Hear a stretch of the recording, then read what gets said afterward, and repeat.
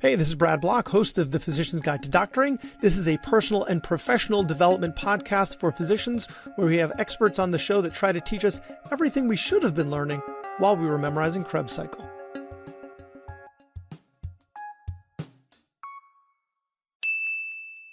Welcome, everyone. I'm your host, Dr. Kristine Goins, and today we are so honored to have Dr. Noshene Ranjbar as an associate professor of psychiatry at the University of Arizona and a passionate advocate for health equity. Dr. Ranjbar is shaping the future of mental health. Her work spans from advancing integrative psychiatry to building culturally sensitive mental health programs for Native American and immigrant communities.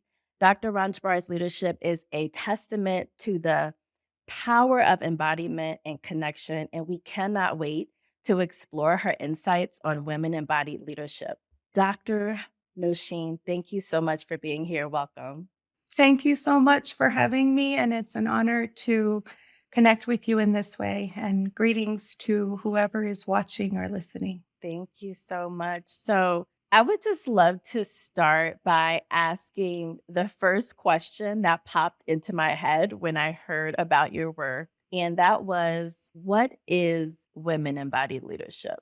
One that I am continuing to learn about as it evolves in my own mind and body and heart. You know, the best way that I can describe my understanding of embodied leadership is an integrative, holistic mind, body, spirit of community building, leading, and bringing one's voice, utilizing one's agency and power to be a source for change for the better in a decolonized, honoring indigenous wisdom, honoring the earth and the environment and the people's voices while doing it. That's the first thing that I think of when I think of embodied leadership at this point.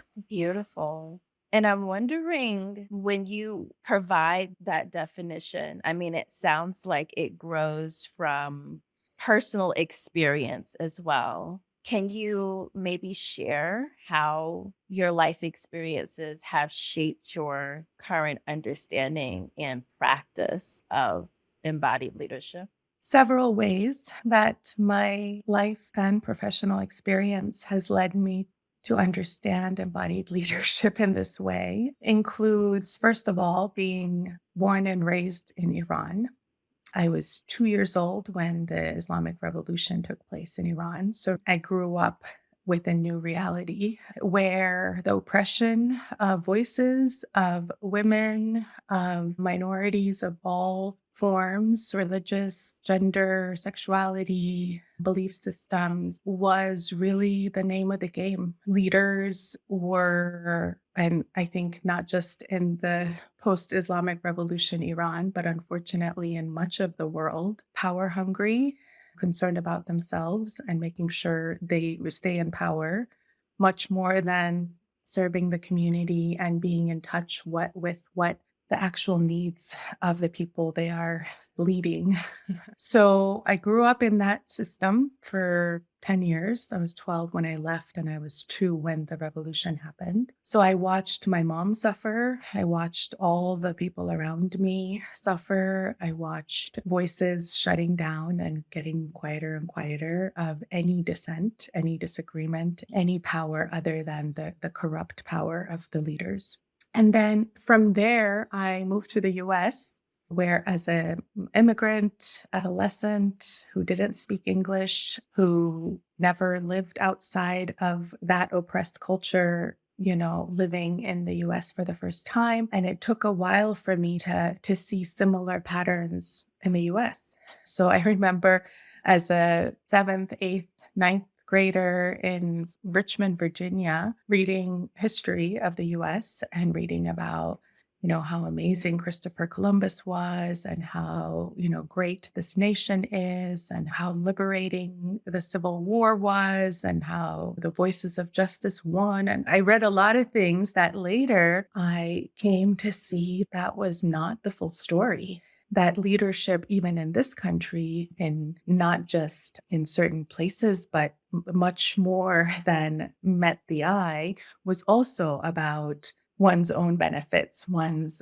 own belief system's benefits, and not necessarily in touch with that embodied way of actually feeling what's going on and sensing, intuiting, and being the voice of the people as the leader. And then I saw the same thing eventually in medicine, where here I was excited about becoming a healer and a doctor and helping people. And then what I saw in leadership and healthcare, who decided what gets taught in medical schools, who decided what gets practiced when grandma and grandpa on the Navajo Nation go to see the doctor at the Indian Health Services, who decided who gets paid, what gets covered and what doesn't get covered for medications, for surgeries, for whatever. Again, I saw the same thing, that here is this incredible field of healing and medicine and teaching, and it is run by a leadership that is self-centered, colonized in its thinking, and profit-based, not for the profit of the people, but for the profit of a very few. And these are just 3 examples of many times that in religious circles and in many other places, I have been disenchanted with who you look up to as a leader and what ends up actually happening in reality. So I would say all of those things have brought me to continue to understand what is this different way that systems need to be run, led. And the definition continues to evolve because I think we're all trying to learn and figure it out. Yes. I mean, it sounds like there are so many different experiences, contexts that have brought you to this place of embodied leadership. And of course, it sounds like it continues to unravel and evolve over time. Leadership often comes alive in these moments of impact. I'm wondering if you can share an example of how you've been able to apply embodied leadership in your work. Hmm. Well, I would say one example is within the field of psychiatry and integrative psychiatry. I came into medicine thinking I wasn't sure what I was going to go into. I initially went into family medicine. Then I had a breakdown / breakthrough moment, as Brene Brown puts it, and left family medicine and was kind of lost looking for my own healing for 5 years. And then eventually stumbled upon psychiatry, came back to training, did my residency. And I didn't come into medicine or psychiatry per se because I thought it was so amazing and I wanted to do that.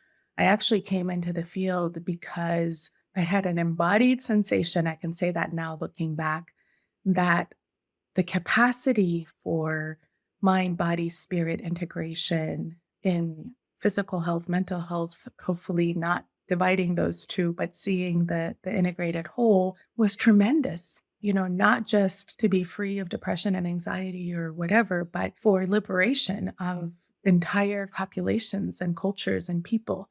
And yet, what I saw in medicine and medical school residency and how our field is practiced was more as spokes of a wheel, people who were trained to get a diagnosis as fast as possible, write a prescription as fast as possible without either having the experience of being held and healed and integrated ourselves, I should say, but also without knowing how to support that for the person coming to them. So like a missed opportunity, basically, for a career in a field that has so much capacity to be what our ancestors in the healing world probably hoped we would do in this day and age.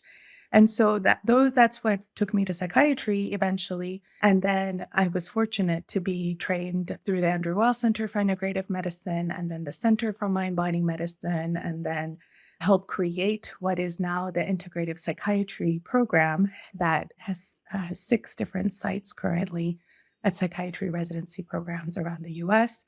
And we also have a virtual elective where residents from all over the world can join us thanks to COVID and the virtual world and learn and practice and follow this more integrated, more holistic way to approach medicine and mental health, both for their own well-being and burnout prevention and resiliency and optimizing who they are becoming as leaders, as psychiatrists, as physicians, but also for the betterment of the communities that they serve. And I had no idea this is how this path was going to be, but I think my saving grace has been mentors who have held me throughout the process. My own healing journey has taught me to tune in and listen to what is needed or what the next step needs to be and accept setbacks and kind of flow with what the natural evolution of this work has been.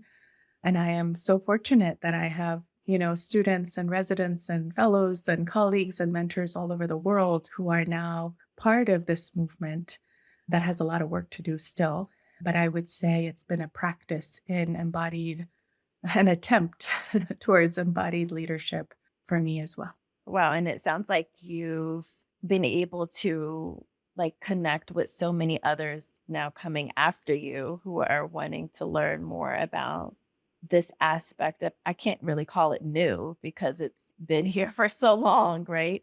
Maybe more new to us who are learning and haven't maybe had it as a practice within our training. But it sounds like it's really a way of tuning in with the self and with taking into context the ancestors, those who have come before us, those who are in the communities that we're serving, and really what their needs are before focusing in on our own agenda when it comes to connecting with, leading, and working with communities. Exactly. And what other ways would you say embodied leadership differs from traditional forms of leadership? Like if, we're talking to other doctors who are trying to consider more concretely, like what steps they would take in terms of beginning to think about their leadership in a different way. I've been sitting with this, a few notions that might be useful as we think about, because it's not an easy thing to wrap your mind around. It's not supposed to be something that one can just wrap one's mind around. Because the whole idea is that according to the kind of the history of how we think we got disembodied, it's really about a historical process of unhealed trauma. When trauma happens, the mind, the body, the emotions, the sensation, the intuition, the belief system can shatter. And so it takes healing, it takes community, it takes mentorship, examples, good healers, good friends, good community to help us put ourselves back together. And if you think about thousands of years of disembodiment in all of the world, whether it's the historical genocide of the Native Americans, whether it's what has been done to the continent of Africa or the Middle East, or you name it, the wars that we're going through right now. Every time there is mass trauma, what happens right after is really important. So when the integration, the healing, the community coming together, the re-identifying what is healthy and what is whole doesn't have a chance to happen, you have a lot of disembodied populations out there. And one of the ways we survive disembodiment is we get stuck in our heads because we still have to survive and we still have to make our ends meet and feed our kids. And so there are a lot of disembodied men, women, and other genders running around in this planet. And I have been one of those. I'm definitely part of this mess that we have in our system. And so, as I'm getting carried away answering your question, the process of healing ourselves, supporting our own community's healing is part of what is needed to then be an embodied leader that others are inspired by or use an example or reach out to for mentorship or support. And so part of that is acknowledging or even being aware of how we got to where we are, each of us, the strength, the resiliency, the beauty that helped us get to this moment in being a physician, a psychiatrist, a mother, whoever we are out in the world. But part of it is also beginning to find spaces where it's safe to acknowledge the wounds that we all carry, and then utilizing a variety of tools, healing methods, groups, opportunities, resources to support our own coming to our full embodied being, learning about our emotions and our behaviors and our neurobiology and our triggers and what makes us go back to some old patterns of perhaps unhealthy, unsustainable behaviors. And so tuning into our intuition, learning how to build that, how to honor that, learning how to become in tune to our body's wisdom. Our body's constantly giving us messages, and most of the time we are using our brilliant mind to shut it down and not listen to it, and we pay for it later. Sometimes we realize and sometimes we don't. And so intuition, sensation, connect with our sense of liberation. What are some ways that we have remained quiet or out of balance or have not allowed to be our full self, and how to support ourselves, our community towards that sense of finding our voice and liberation and compassion, because none of us are going to do it perfectly and nobody is going to be all healed. No more work to do are probably the ones who are suffering and the most wounded. So I know in the indigenous traditions, the person who calls themselves a medicine woman or a medicine man is one to be wary of, because a leader never says, I am a leader. It's by practice and embodied living that people come to acknowledge this person as a servant, as one who has something to offer.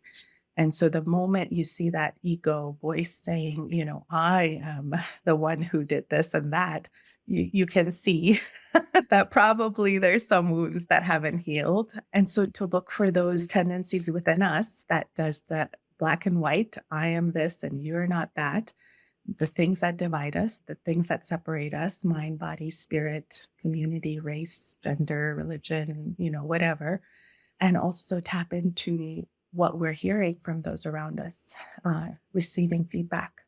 What in what I'm doing is supporting you, and what I'm saying, doing, behaving is getting in the way, so that there's that feedback loop, because we don't know everything. We might think we're doing the best thing, but until we see the results or we hear back from those we are influencing, we may be proven that there's some work to do. And so, wow. I mean, there's so many different components and aspects of that, but it sounds like a very crucial aspect is being able to really tap in and be conscious about where you are in your own emotions, your own thoughts, your own journey of healing, because you need to be in that place of being connected with yourself in order to be able to help someone else. I feel like that is such an important aspect of even being able to do medicine that we don't often tap into. I think about almost the disembodied of being in medicine, where it took me, and I'm continuing to work on it, but like to learn when my body is hungry, when I'm thirsty, when I have to go to the bathroom, because of so many years, you're in a surgery, you're not going to leave. So like, you literally have to learn how to ignore for so many years your fatigue or emotions that can be coming up for you in a moment, and to be able to reconnect with your body and your spirit in that way it really is a journey. So, in a world that often values intellect over intuition, why is embodiment crucial in leadership, especially for women? In my humble opinion, and I would say, according to what I continue to learn from indigenous ancient wisdom, there are multiple centers of knowing and awareness and wisdom in our body. I love the story I heard from one of, I think it might have been, gosh, I don't remember which of my mentors and leaders at an integrative mental health conference, actually, who was sharing about showing up to met a bunch of neuropsychiatrists to study compassion, study mindfulness, see what happens to these Buddhist monks' brains as they have meditated for thousands of, and how that differs from the mind of the rest of us, or, the neurocircuitry. And this gentleman was sharing that he got there with all of his MRI machines and CAT scans, and there are 100 Buddhist monks sitting there. And he started talking about how we're going to put you in the MRI and we're going to check out what's going on with your brains. That's so unique. And then we're going to use that to tell everybody they should meditate.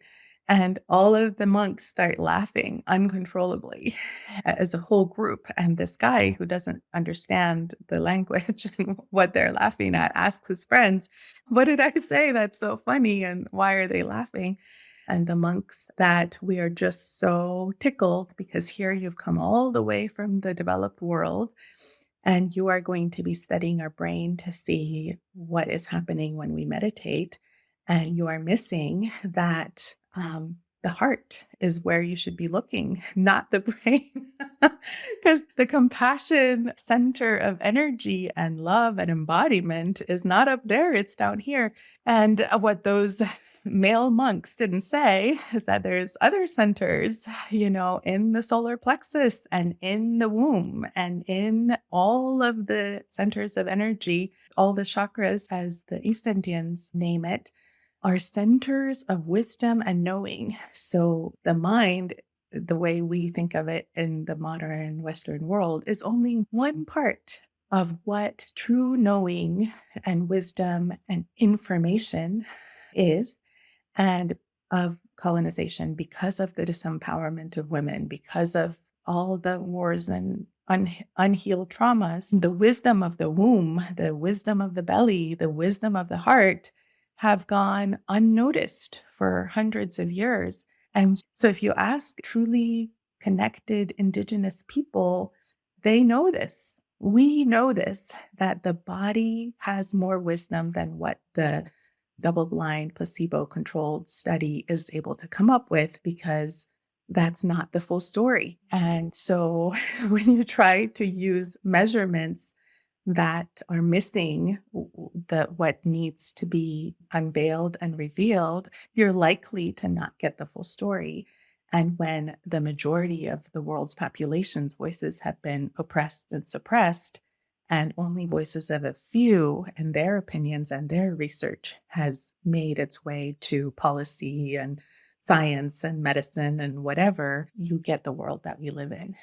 And so embodiment is really, it's our survival. It's connecting back to the mother of all the earth, who has put up with us for I don't know how many thousand years, but she is not going to forever if we don't get embodied and connected and stop separating ourselves from her, from ourselves, from each other.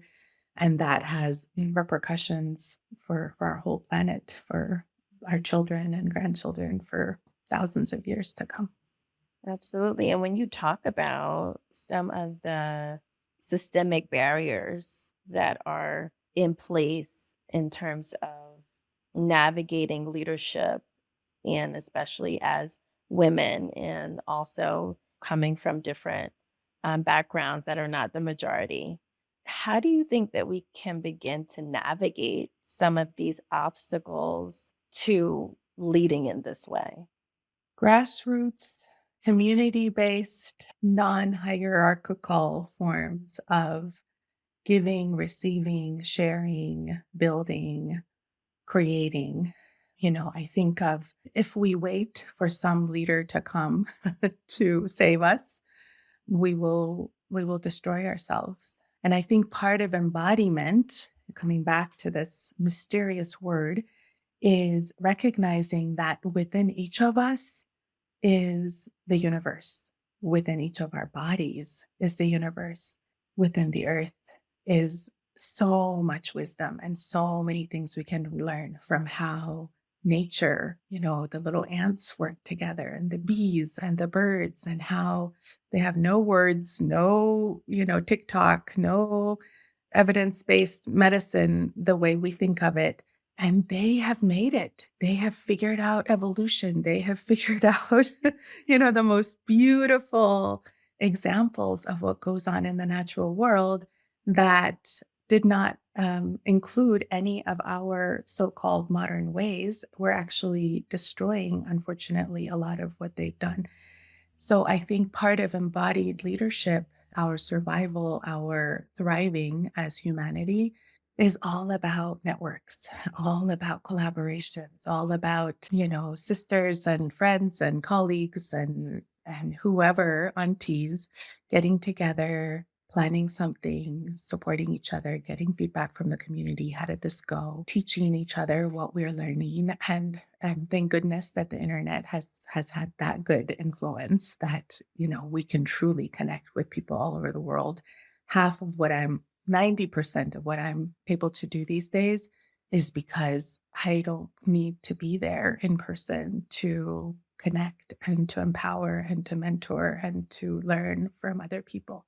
So I think that's where it's at. It's those community-based forums and trust-building relationships, because the leaders of our world, as we have known them, have not been trustworthy. So we need to rebuild what it means to trust each other, what it means to listen, to give feedback, to empower, to embody. Yes. That sounds like such an important process. Also, a part of that is really learning how to trust ourselves again. Yes. Yeah. As within, so without. And so, how does this connection of embodiment expand to other areas of life? Like, I'm thinking about, liberty, as you were talking about, like freedom, whether it's freedom in our careers, our personal lives, how we interact with each other globally. How can embodied leadership expand our freedom? I can give you a personal example. Ever since I left Iran 35 years ago, I had been completely separated distanced from my culture, language. I was working on adapting to the society, learning English, going to medical school, passing this exam and that exam. And at the same time as I moved to the US, I lost my mom to cancer. So I was 12 years old and I left my country and lost my mom and had to figure out, how to survive in a new world. And it has taken me 45 years and ongoing to recognize what the grief journey, the losses of how I have coped and tried to deal with things I didn't know how to deal with, how they've impacted me, and how they have, in addition to the pain and the suffering, instilled in me this incredible inspiration, motivation to support the liberation of my people in Iran. And I didn't realize it until recently, when the Women Life Freedom movement in Iran broke out a couple of years ago. And up until then, I had been doing mostly work with indigenous communities, tribal communities all throughout the US through the Center for Mind Body Medicine. These small group, large scale trauma healing initiatives to support people to reclaim their culture, reclaim their body, reclaim their indigenous wisdom and lineage. And as I started to work, thanks to COVID, because of the internet and doing all the work virtually, I started to work with the women and children and people of Iran, of my own people that I have not seen. I have not been there in 35 years. And just in the past few years, this incredible network of healers, supporters, helpers, mentors has evolved, not just in Iran, but of Farsi speaking people in Afghanistan and multiple other countries who are therapists, doctors, nurses, teachers, going through this mind body curriculum and then supporting each other to support others, support victims of oppression, people who are imprisoned, people who are, going through a variety of health and other issues.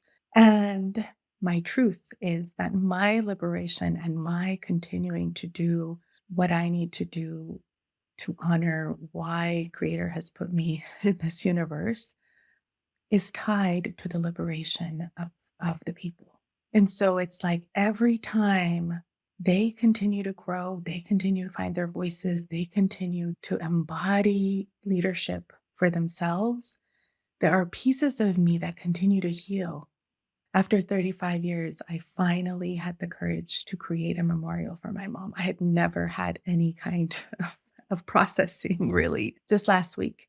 What I'm seeing and feeling and sensing and intuiting is that the pain we carry, the wounds that continue to bother us are actually the openings, the doors towards the healing, the creation, the beauty that is to come.